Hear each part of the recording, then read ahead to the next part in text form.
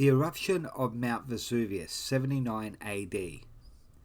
Warnings of a volcano stirring into life. The people of Campania were quite unprepared for the eruption on the morning of the 24th of August, 79 AD, as they went on with their busy lives.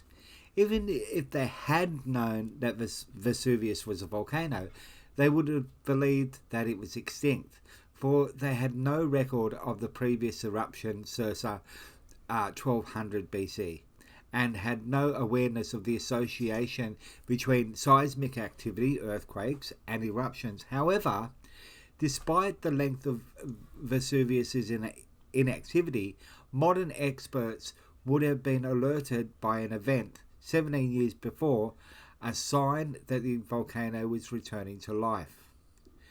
The earthquake of 62 AD.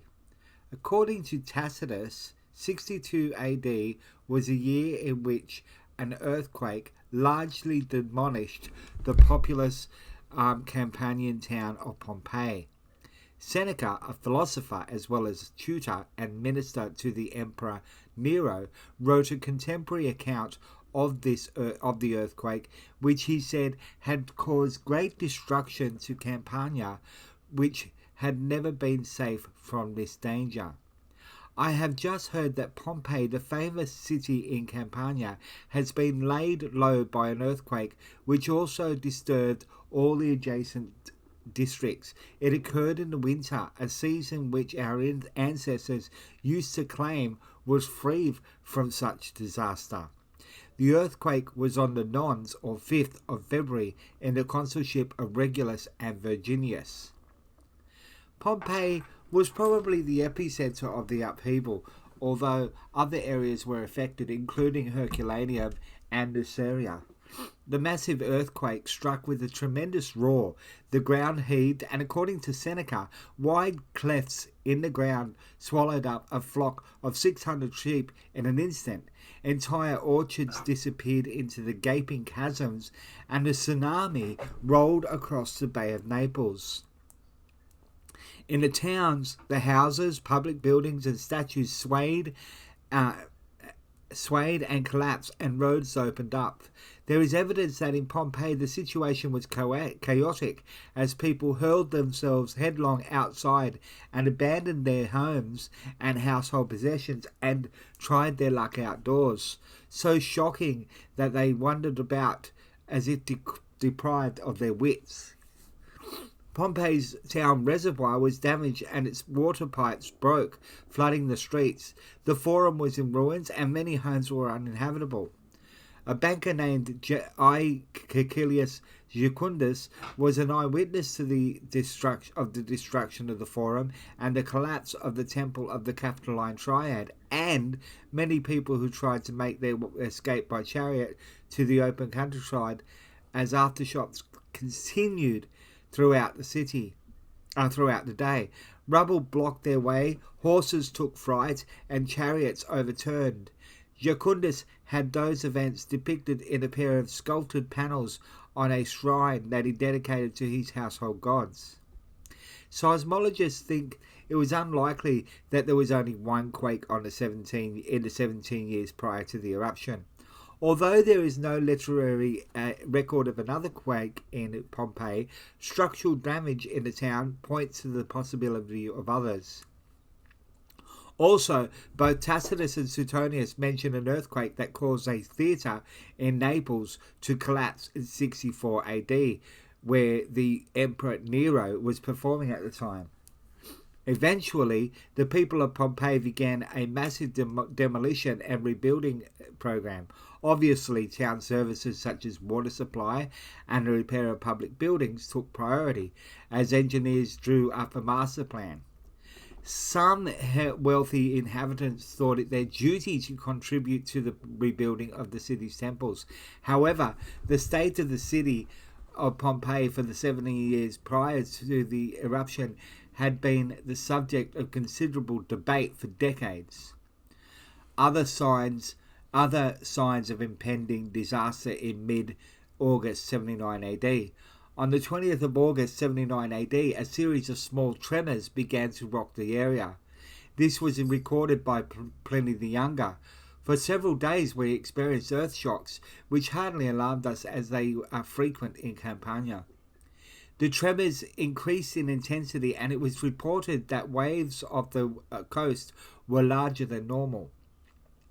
Animals began exhibiting agitated behavior as if sensing something happening. It is quite likely that lethal gases with large quantities of suffocating carbon dioxide began collecting in hollows and valleys.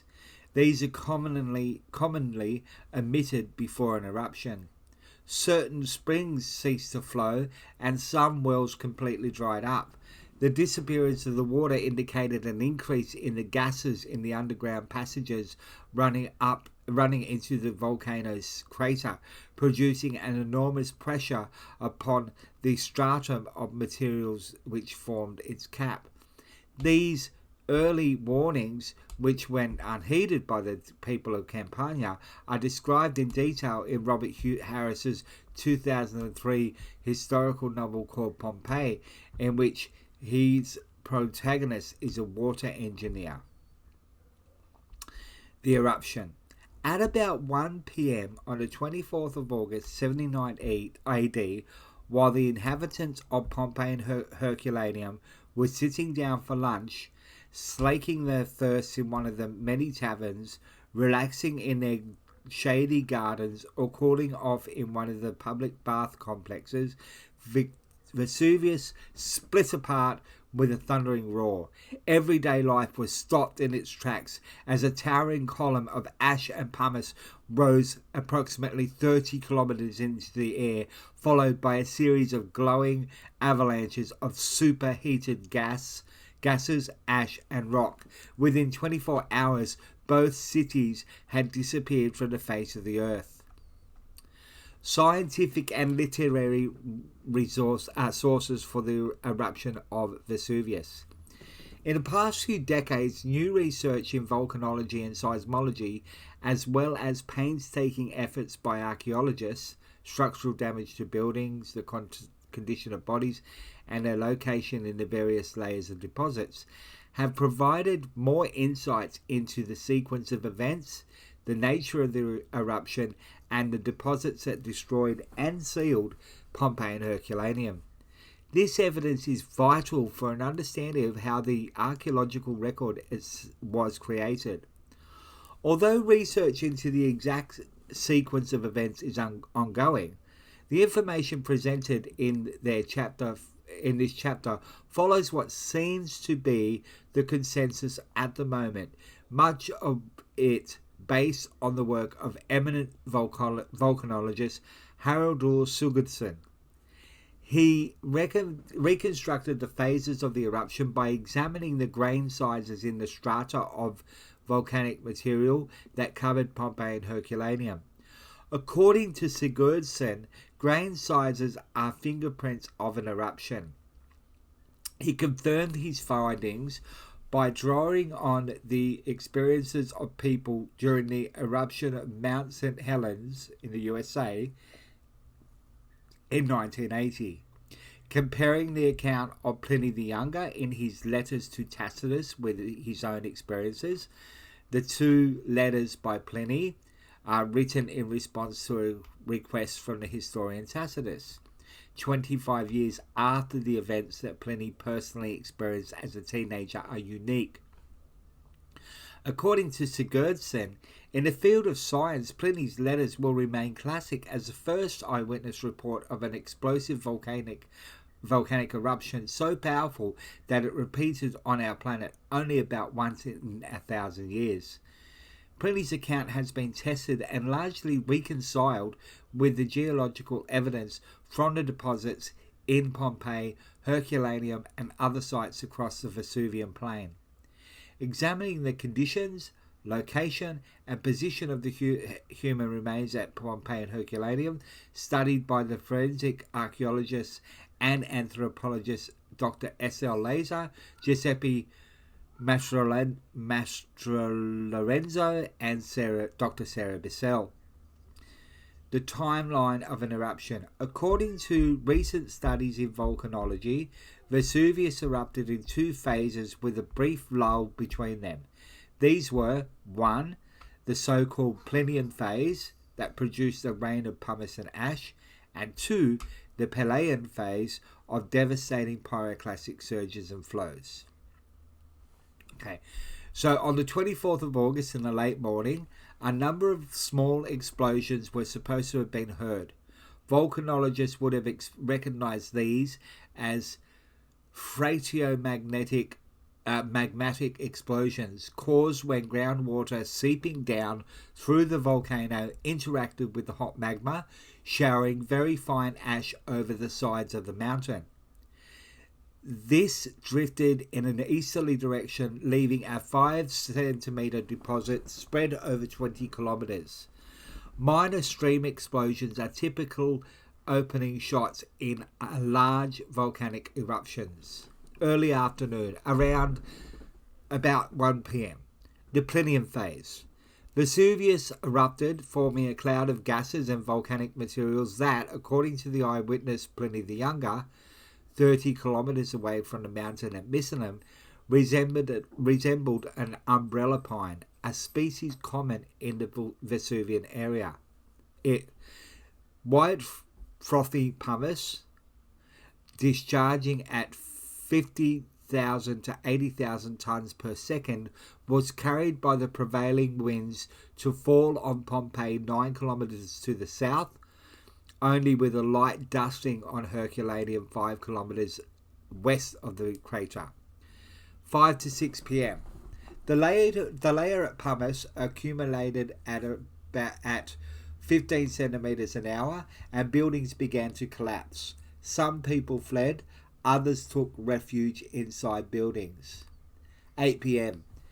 Deeper levels of the magma chamber were tapped, and the magma composition changed to grey pumice, discharging at 150 tons per second and carried to heights of perhaps 32 to 33 kilometers.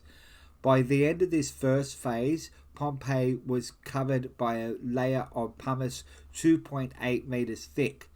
This was followed by a brief lull. 25th of August, 1 to 2:15 a.m. During the early hours of the morning, the most devastating phase of the eruption had begun.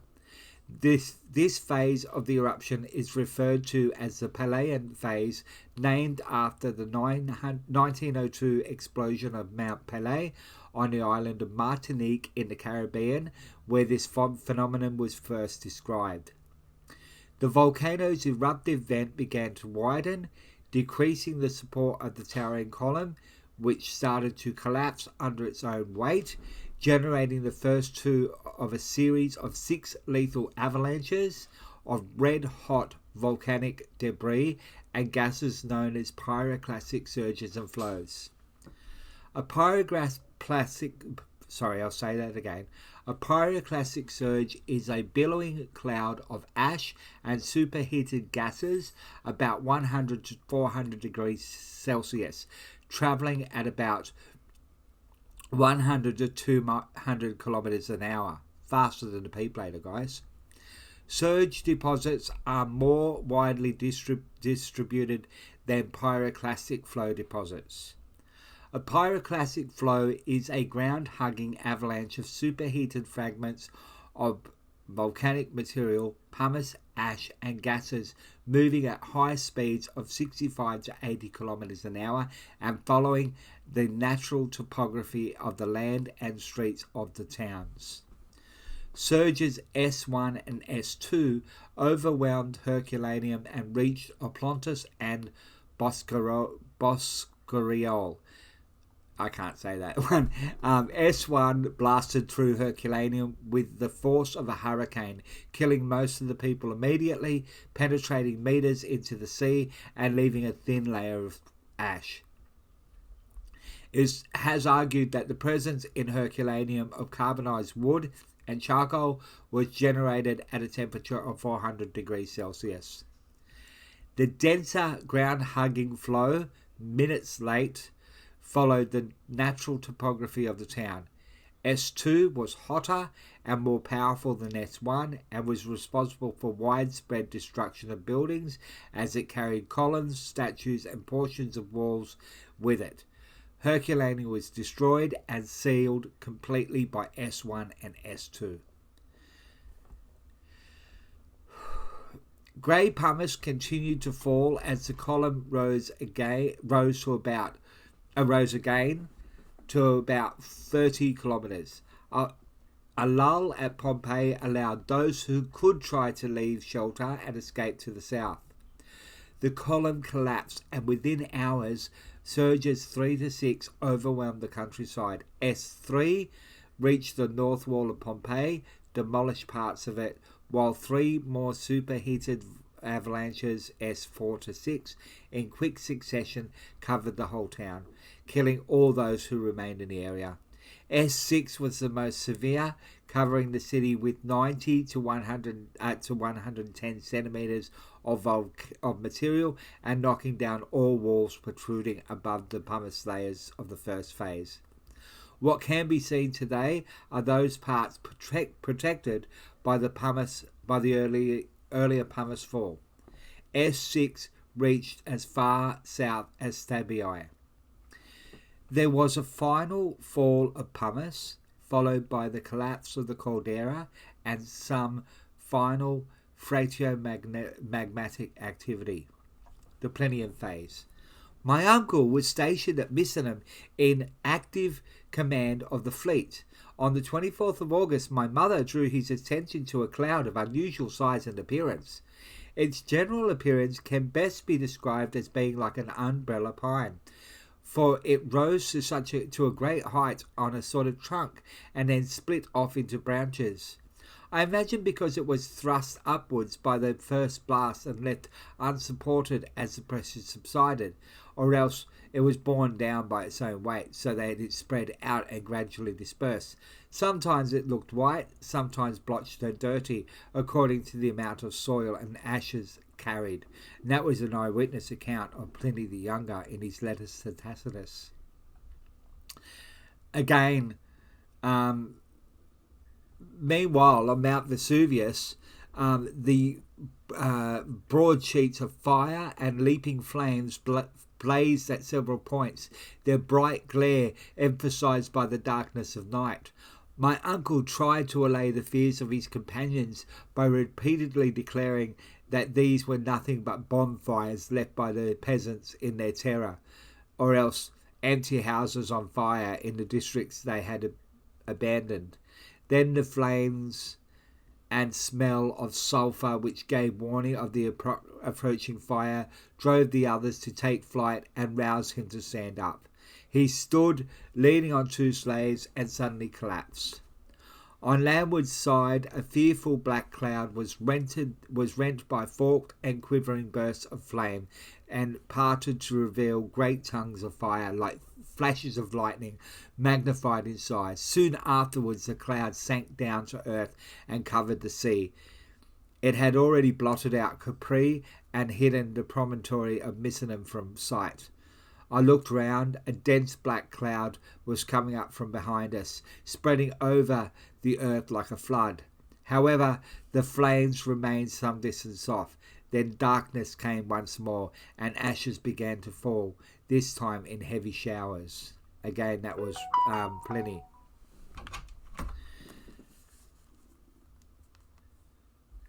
Alison Cooley wrote, "The significance of our new understanding of the eruption is far-reaching. Instead of supposing that the destruction of Pompeii was caused primarily by the fall of ash and pumice, we can now trace the impacts of far more violent forces. Confusion, terror, and death." Dear Cassius. Others believed that the whole universe was being resolved into chaos and fire. Therefore they fled. Some from the houses into the streets, others from the outside into the houses, now from the sea to the land, and now from the land to the sea. For in their excitement they regarded any place where they were not as safer than where they were. It is believed that many of the inhabitants of Pompeii fled the first pumice fall, revealed by the absence of horses or other beasts of burden, apparently all mobilized for escape. In front of the tradesman's entrance to the house of Menander, a cart packed with wine jars was left behind. It appears that at the last moment the animals had been harnessed and ridden away. We must imagine a mass exodus from the city with donkeys, carts and barrows as the majority of the population left, loading up as many of their household effects as they reasonably could. Mary Beard writes, "The rush to escape is revealed by the loaves of bread found in the oven, abandoned as they baked.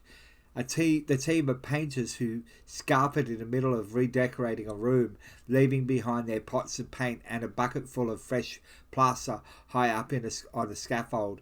When the scaffolding collapsed in the eruption, the contents of the bucket splashed right across the neatly prepared room."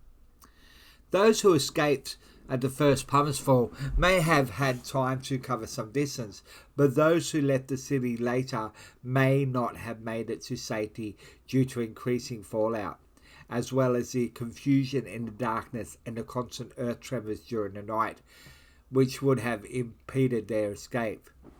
Some of those who eventually decided to venture outside died from falling masonry. For example, it is believed that when the eruption began, the priests from the temple of Isis were eating a meal of fish and eggs. Apparently they did not hurry to escape, but thought it more important to gather up objects associated with the worship of the goddess. They threw statuettes, plates and vessels into a cloth sack and together made their escape. As the priests were crossing the triangular forum, a row of columns toppled over, crushing a number of them and scattering the holy objects. A fleeing mother with a baby clasped to her breast and two small girls hanging on her robe were struck down as they headed for the city gates. A pregnant woman, unable to move quickly enough, died near several young women who had taken off their clothes so that they could run more easily, and a man died as he struggled to drag a goat with a bell attached to its collar. Other Pompeians, believing that they could wait it out inside their houses or in some other kind of refuge, became trapped, often with their animals, and died by the steadily rising layer of ash and pumice. For example, the occupants of a house attached to a tavern who went down to the vault prepared for a long stay by taking bread, fruit and a goat with them, never emerged, and in a villa just outside the walls of the city, 18 people were found dead in a cellar, among them 2 boys locked in each other's arms. Some of the wealthy inhabitants appear to have delayed their departure by first collecting and hiding their valuable possessions in a hope of returning to collect them once the danger had passed. Others left it too late. The mistress of the house of Celeste had apparently instructed her servants to collect her valuables before leaving, but they took too long. She and her 3 maids died with her jewellery, money and a silver mirror strewn about them. Not all Pompeians, however, had the choice to escape. Some were forced to remain. Of the 60 gladiators who died in their barracks, 2 of them, manacled by the wrists, were locked up in a cell. Modern science can now add much more to these individual life stories. At Herculaneum, it appears that many of the estimated 5,000 inhabitants had read the early signs and escaped by sea, judging by the lack of boats. But whether they reached safety is not known. Others, hundreds as so far discovered, gathered on the beach and in the vaulted boathouses on the harbour front, clutching their jewellery, money and other possessions, waiting to be rescued, which is exactly what Pliny the Elder hoped to do. According to Pliny the Younger, his uncle, the naturalist and admiral of the fleet at Misenum, initially wanted to examine the pine-shaped cloud more closely. He ordered a boat to take him across the Bay of Naples, but just as he was leaving, he received a message from Rectina the wife of a friend who lived at the foot of the mountain. Terrified of the impending danger, she pleaded to be rescued. It was then Pliny realized the full significance of the events and changed his plans. He ordered some of the warships launched with the intention of bringing help not only to Rectina, but to many others living on this lovely stretch of coast. However, ashes and lumps of pumice were falling on the ships, and he was unable to land as the shore was blocked by debris from the mountain. He decided to carry on to Stabii at the far end of the bay and help another friend, Pompeii. Of the people of Herculaneum who had not already escaped, many were waiting on the beach when the first surges of toxic superheated gases saturated with ash blasted into the town. A terrified family group died as they cowered in terror at the back of the boat chambers, huddled together for protection. One of the most graphic examples of the power of the surge at Herculaneum was the body of a woman with a smashed skull, crushed pelvis, and a high bone thrust up her collarbone, laying on top of a few house tiles. She must have been thrown onto the beach from a great distance. The suddenness of the surge prevented parents rescuing a baby from its cradle and a sickly bedbound boy from his bed. The charred remains of both were discovered with the chicken lunch still on a table beside the sick boy's bed. Those who died during the surge were entombed by the flow that followed shortly after. 2 skeletons were found 7.5 meters above the level of an ancient street, forced up by the half-liquid mass. Another discovery of 54 human skeletons was made in a storage facility in a villa in Oplontis. These victims, like those in Herculaneum, were overcome by the hot gases and poisonous fumes of the first surge. The victims were of all ages, but strangely, they were found in 2 distinct groups. Those at the back of the room had no or few possessions, while those at the front died with their monies, gold, and jewelry with them. Were they an entire household of wealthy citizens and their slaves? We don't know. While Herculaneum and Oplontis were being overwhelmed by S1 and S2, and Pompeii, already buried in ash and pumice, was hit by a series of surges, Pliny the Elder slept in the home of his friend Pomponius at Stabii, unaware of the unfolding tragedies. But about midnight the house was shaken violently by frequent tremors, and the others, who were too agitated to sleep, woke him to make a decision whether to stay indoors or move into the open despite the continued fall of pumice. Deciding that it would be safer to make a break for it, they covered their heads with pillows, and even though it was morning, it was blacker than darker than night ever was, as they made their way by torch and lamplight down to the shore. However, escape by sea was impossible due to a strong northerly wind, and Pliny lay down on a blanket to wait.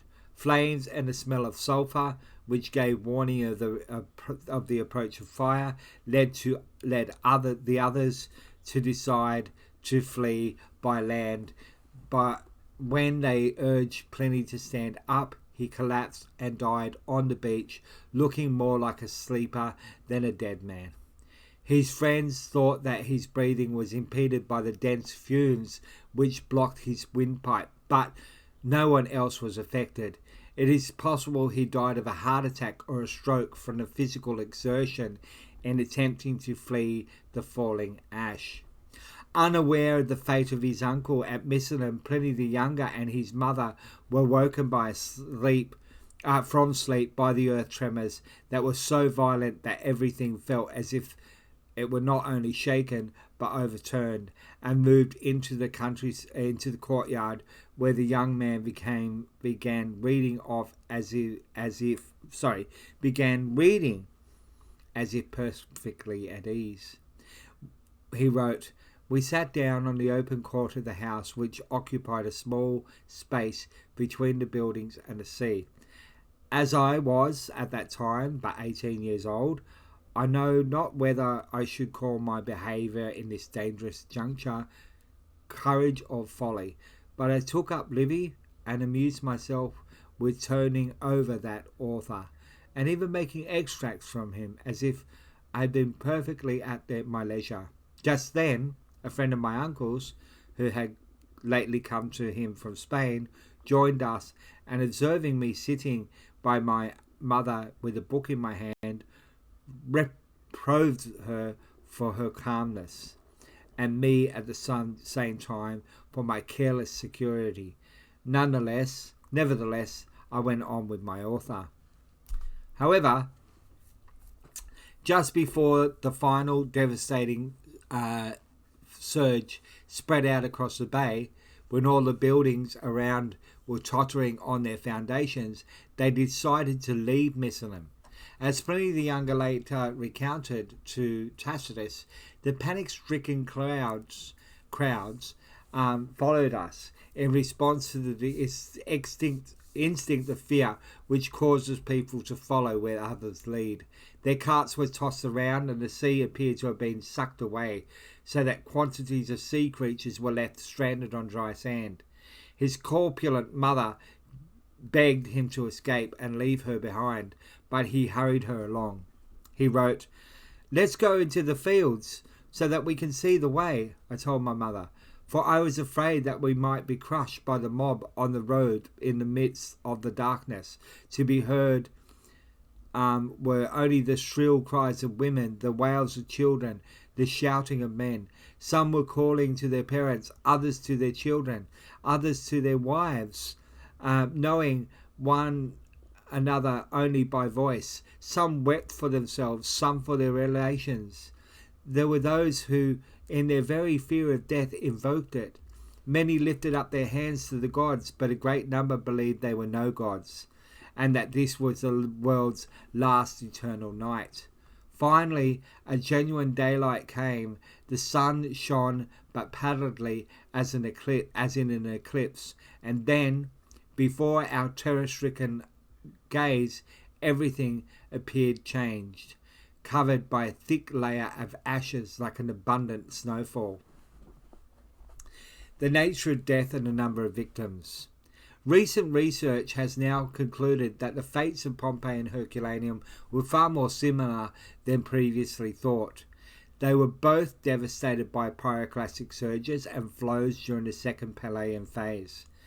There were some people who were sealed up in rooms by the rising level of ash and pumice, others crushed under falling masonry and struck down by projectiles, trampled to death in the pitch darkness as they tried to escape, or drowned in the tumultuous seas. But most are believed to have died as a result of asphyxiation and thermal shock. Recent work done on the find spots of bodies in Pompeii show that of the bodies found so far, 394 were found in the initial lower pumice layer, mostly within buildings, while 650 bodies were found in the upper ash, resulting from the pyroclastic surges.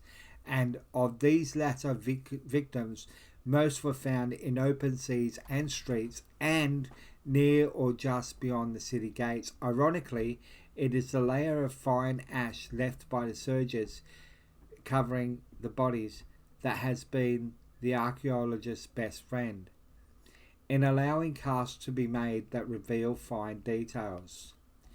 It is almost impossible to estimate the number of deaths of people who died during the 24th to 25th of August 79 AD. But Cambridge classicist Professor Mary Beard in source 2.10 makes some interesting observations about Pompeii. Many did leave, as the tally of bodies found in the streets confirms. Around 1100 have been unearthed in the excavations, We need to make allowance for those that still lie in the unexcavated part of the town. About a quarter of ancient Pompeii is yet unexplored, and for those human remains missed in earlier excavations. Children's bones can easily be mistaken for those of animals and discarded. Even so, it seems unlikely that more than 2,000 of the inhabitants would have lost their lives in the disaster. Whatever the total population, and estimates vary from 6,000 to 20,000 depending on how tightly packed we imagine these people to have lived, or on what modern comparisons we choose. This was a small or very small proportion. The reliability of Pliny's letters to Tacitus. Despite the letters being valuable historical and scientific sources for the eruption of Vesuvius, there are some surprising omissions and several factors that should be considered when gauging reliability. Although the letters provided two geographical viewpoints of the eruption from Misenum and Stabiae, unfortunately Pliny says nothing of the overwhelming of Pompeii Herculaneum, nor does he record the year as 79 AD, and makes no mention of the tremendous detonation that must have preceded the eruption. He was only 30 kilometers from Vesuvius. It is also surprising that someone who experienced such a catastrophe firsthand should not have written more about it. The description of his uncle's experiences, behaviour and death were second-hand. Pliny the Younger was not on the ship with him at the home of Pomponianus, or on the beach at Stabiae. He had to rely on the reports of those who survived, predominantly sailors and members of the household of Pomponianus, all of whom would have been tremendously traumatized. The evidence suggests that the events were not documented until 103 or 107 AD. That is about a quarter of a century after the event, and in the intervening years, Pliny must have forgotten much of what he heard and experienced when he was a young man, especially the sequence of events. It is obvious from the content of the first letter, particularly its introduction, that Pliny and Tacitus were both concerned with celebrating Pliny the Elder's bravery. He carefully composed letters both uncle and nephew lose nothing in the telling. Thank you for asking me to send you a description of my uncle's death so that you can leave an account for posterity. I know that immortal fame awaits him if his death is recorded by you. It is true that he perished in a catastrophe which destroyed the loveliest regions of the earth, a fate shared by whole cities and their people, and one so memorable that it is likely to make his name live forever. And he himself wrote a number of books of lasting value, but you write for all time and can still do much to perpetuate his memory. Thanks for listening, guys.